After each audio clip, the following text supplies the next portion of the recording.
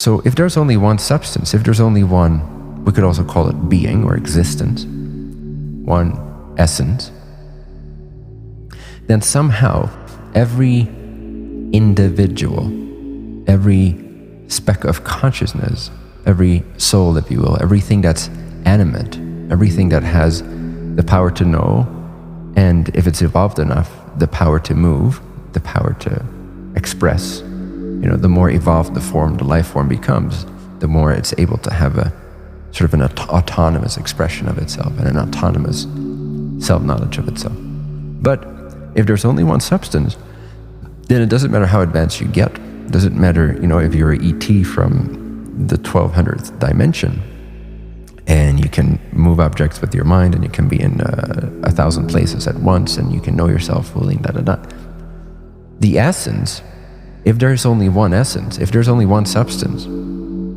one infinite eternal substance, then somehow that individual experience or expression must still be made of that. There's many expressions of wood, but every table is made of wood. Well, that's not true, but you get the point. So, there's many different waves, large waves, small waves, ripples, there's bubbles in the ocean, but it's all made of absolute knowledge. It's all made of water. So, I'm a believer and experiencer, direct perceiver of this unity, this oneness, the fact that the essence of all experiences is of the same nature. It's of the same essence. Where delusion comes in, or ignorance, and therefore also suffering and dissatisfaction, or whatever the opposite, or the obscuration, if that's a word, of happiness. Is that a word? Is that a word? Obscuration? It is now. It is now. Cool. So, the eclipsing of happiness, or self-knowledge, if happiness happens to be self-knowledge, which, in my experience, the greater my self-knowledge, the greater my happiness. Or my perception of happiness, you could say. Maybe happiness is actually the nature of reality. And the degree to which we're able to perceive that nature is the degree to which we perceive our innate happiness. Maybe it's not a thing that we accomplish or acquire. Maybe it's a matter of transparency more than anything else. Because if we are of that same nature, then all there is degrees of distortion, how much this self-knowledge is eclipsed. And so purification would be the antidote. The purification of the filters, the purification of perception, the purification of intention, the purification of assumptions, the purification of direct perception will lead to a transparent filter, aka an individual mind or being. And if that filter, aka the individual sense of me, is purified, is emptied out, this is where emptiness comes in as a helpful tool, then the more transparent this wave of the ocean is to the fact that it is water, and the less it is assuming that it is a wave of this size and this shape and this dimension and this movement and this speed and so forth, and this memory and this past. One of the biggest eclipsers, is that a word? of this innate intrinsic happiness, which is again simply the recognition, the direct perception of an expression of life, of the life itself that enables that expression. So it's the expression of life, recognizing life itself, recognizing its indivisible substratum, its true nature, beyond the concepts of this or that, beyond any constructs, beyond any assumptions. Now, one of the greatest eclipsers is the sense perceptions. They pull, in a sense, a veil over the eyes of the mind. Because we're always gauging ourselves by what we're seeing, what we're feeling, what we're hearing, and so forth. And we don't realize until we start to really investigate it.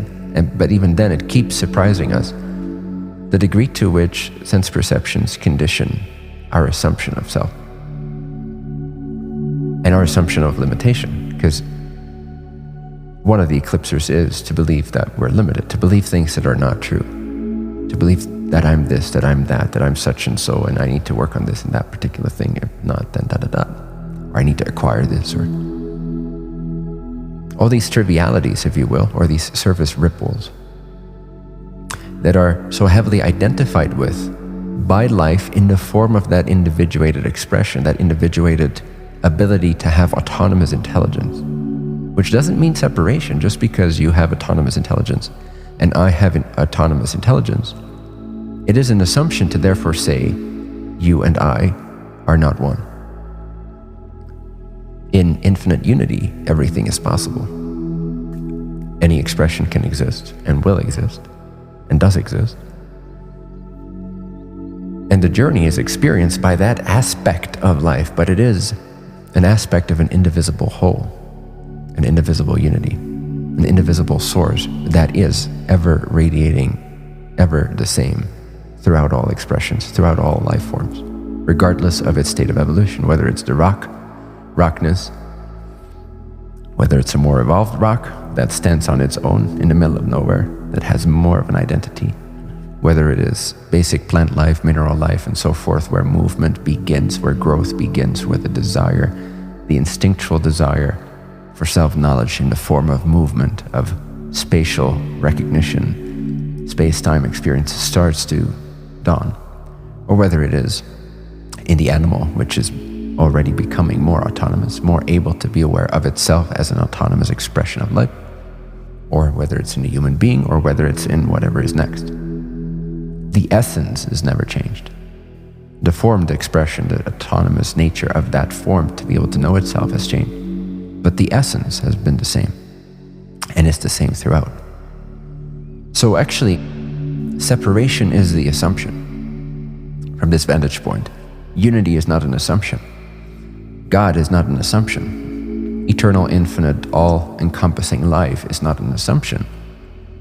Limitation, separation, real individuality, solid individuality, all these things are assumptions from this vantage point of the direct perception of the nature, the spontaneous, ever-present nature of appearances or experiences or phenomena or consciousness.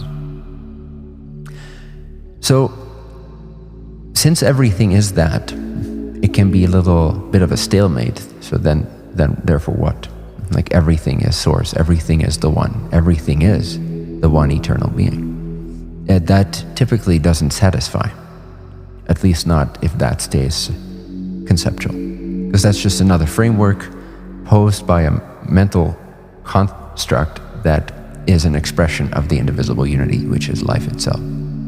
And now it's putting forth, as part of its ability to evolve and to think for itself, an image of the one indivisible self, which is, you could say, a marker, a pointer on its way back to source. But as long as it doesn't satisfy, and by satisfy I mean deeply satisfy, deeply fulfill, deeply evoke a sense of wholeness, of oneness, of completion, of perfection, then it is a construct that mimics. It's a painting of the Grand Canyon. It's not the Grand Canyon. No.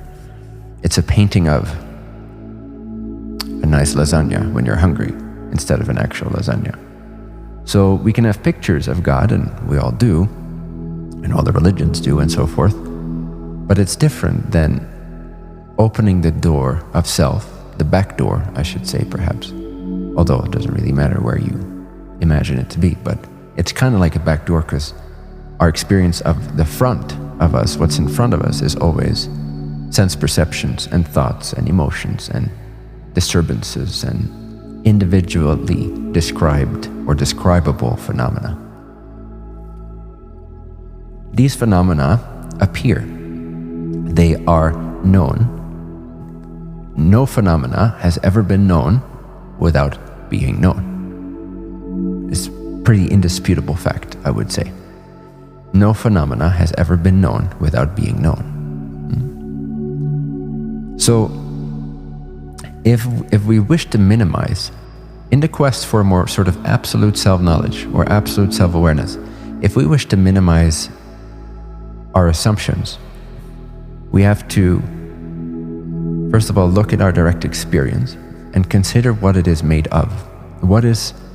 Because what is phenomena except for experience? I could also say there's never been a phenomena, at least that we know of, apart from experience. What we call things are only known as experience. There is no other avenue for us, right? So we gotta use the means that we have, that we can rely on, that is our direct experience, that we can testify, so to speak. And all we can really say, if we investigate purely enough, in a sense quietly enough, or directly enough, or pristinely enough, is that I have never known a thing other than experience. So I might call this table a thing. I might call my body a thing. I might call the world a thing. But I only know it. All I've ever met or encountered is an experience. And if you spend some deliberate time, maybe not now, but to try to dispute this, you will gain conviction naturally, spontaneously, and profoundly in this truth. And that alone can cut through a lot of assumptions and a lot of delusions and a lot of dissatisfaction that seemingly disconnects you from your recognition of the essential, intrinsic, spontaneous, ever-present nature of primordial wakefulness, or original purity, or the emptiness of things. Now, this doesn't sound very appealing typically to a mind that has become reliant for its sense of self, for its identity, upon sense perceptions, with the assumption, which is what we typically do. We have sense perceptions with the assumption. This is why we can counter it. This is why we can work to release ourselves from that. We have sense perceptions with the assumption attributed to it, unconsciously, automatically, all the time, that it is a real thing, that exists apart from perception, consciousness, experience.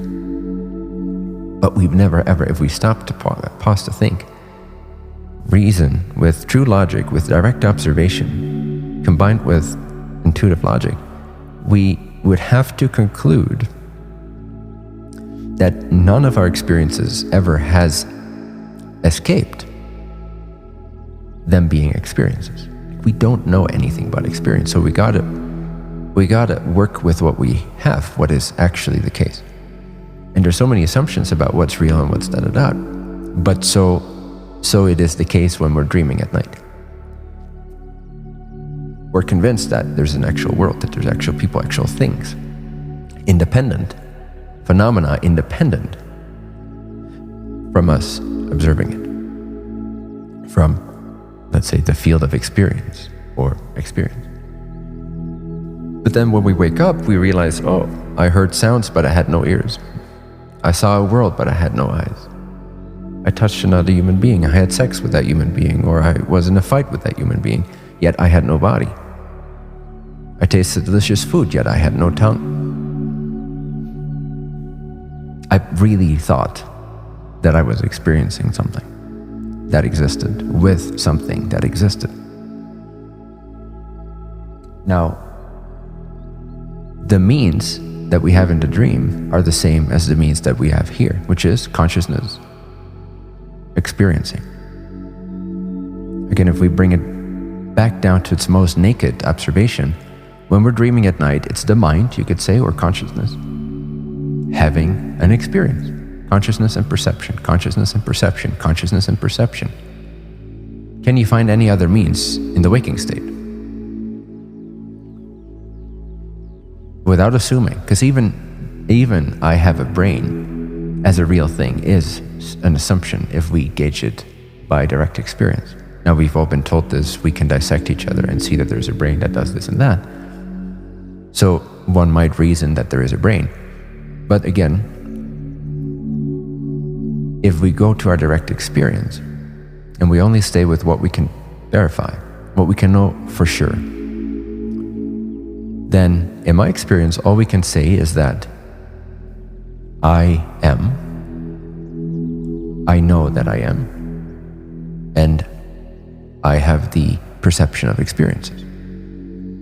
I can't say I've ever experienced a thing itself. I can only say that I have experienced experiences. So if we look deeper into this and we begin to sort of open ourselves to this recognition of that which is not confined to any of our objects of perception, but which is here right now hearing my voice. There is a quality that cannot be described by any of our science books. They cannot be described by studying history. That cannot be described by studying biology. It's the indisputable fact that you hear what I'm saying right now. And it's not even so much that you hear what I'm saying, it's the fact that you know that you hear what I'm saying. And that cannot be described. Me hearing you could be described, oh, I have a brain wired to the ears. Sound is produced from your body and travels through the air, makes vibrations, I catch it and I interpret it and I have the experience of sound. But what cannot be described by any biology or world of science, at least thus far, is how come I can know that I hear what you're saying? Perception can be described in the means of different categories of perceptions to an extent can be described, but the mystery of being, the mystery of existing, the mystery of existence, the mystery of I am conscious and I know that I am, cannot be described, cannot be defined. We can try to, but it will never be the actual thing.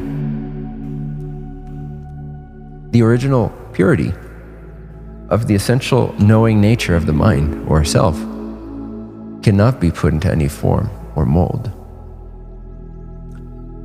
without losing its truth. It can be described, but then it's another experience that it is having.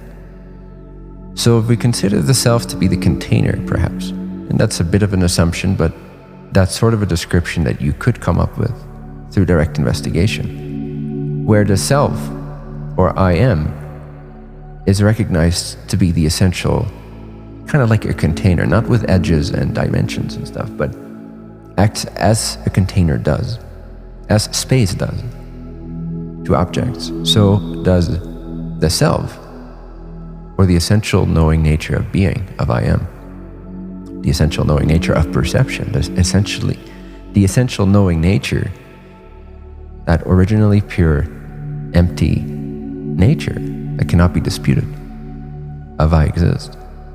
When it's recognized, it can be experienced directly, not by the senses, but directly, as the space of which the realm of perception, including what we term objects, is actually made of or consists of. So container, essence, space, those are analogies for the essential nature of mind.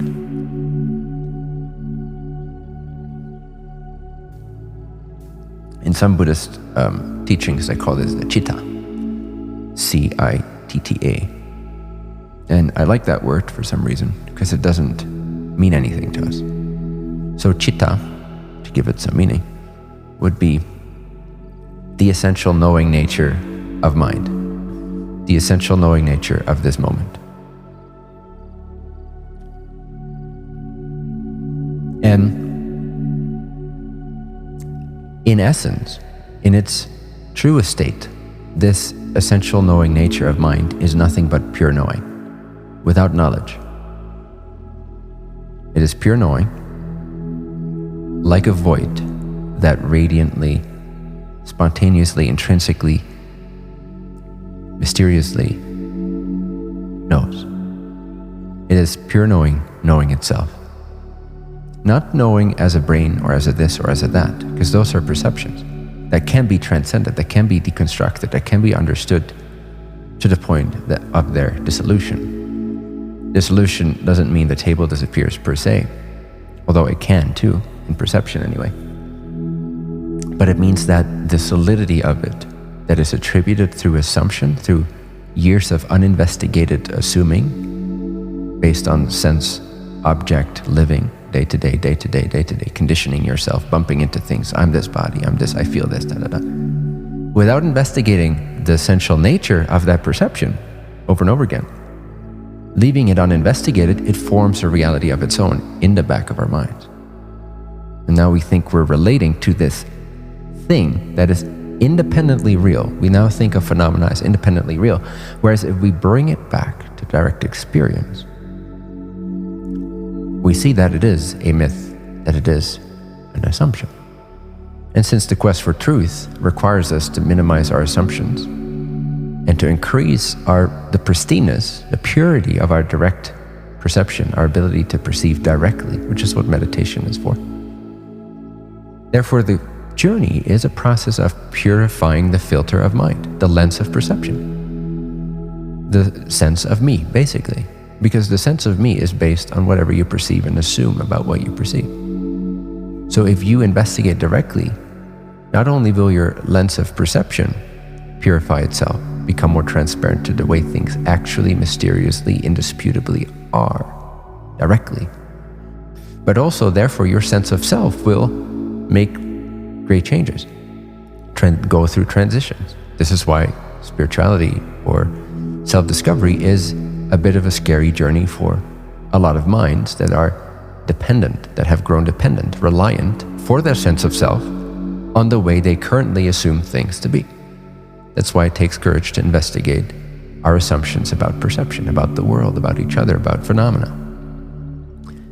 Because what would it mean, What would I become? What would then be my priority? What would become of all the things that I want to do? What would become of all the things that I hold dear? What will become of all the things that I've put momentum into if I deconstruct the very nature of perception and with that radically change my sense of being, my understanding of self, my self-knowledge, the creator or source or life in the expression of me becoming more transparent of its essential nature. So to purify the chitta, in order to get to the original chitta, the original pure knowing nature, the indisputable state of I am, before words, before assumptions, before concepts, yet every living creature has it, some instinctively, others, like us, have the ability to consciously recognize, reflect upon this essential knowing nature that cannot be destroyed, that cannot be described, without which no perception could be said to exist, without which no phenomena could be assumed to have an independent nature. You could not assume that there is a world had you not had this originally pure, ever-present, indisputable, indestructible, ingraspable, formless, indescribable, mysteriously here nature of self, of knowing, being/knowing, knowing/being. Those two words combined I have found to be perhaps the most accurate descriptor overall. It's aware being. It's not two things. The nature of the original chitta, or the original self, or the essential nature of all phenomena, the essential nature of reality, is, if you go back to sort of its root level, and you purify your perception, and you increase your ability to maintain conscious recognition of that, it begins to reveal itself as the essential, kind of empty, kind of full, but indescribable, yet indisputable essence of being. And that being intrinsically, inseparably from that being, is aware, the ability to know. So it's knowing, being, knowing, being, aware, being, aware, being. Not two concepts, perhaps two aspects that can be described from our experiential state. But the essence is experienced as indivisible. The knowingness is the beingness. The knowingness is what is being. And the being is the knowing, the essential knowing, not the knowledge, not the constructs, but the essence which enables constructs of knowledge, concepts of knowledge. So there's always an essence. Without an essence, there cannot be the form, the expression of the essence. And we have the blessed ability to recognize the essence of ourselves, and with that, to recognize the nature of reality itself, because self is not different from reality, because if there's one, how could it be different? What we are is not distinct from reality, from truth, from source. It's not source and then us. Somehow, where would we have come from? Where would our senses have come from? What would our minds be made of, if not of this essence, if not of source? So the quest for reality and truth is the quest of self, and the quest of self, or for self, true self, is the quest for reality or truth. The way things actually are, which, again, descriptions cannot hold. It cannot grasp, it cannot contain it. It ever escapes any prison of mind, any concept, any conclusion. Yet it ever shines, it's ever available as the essence of knowing.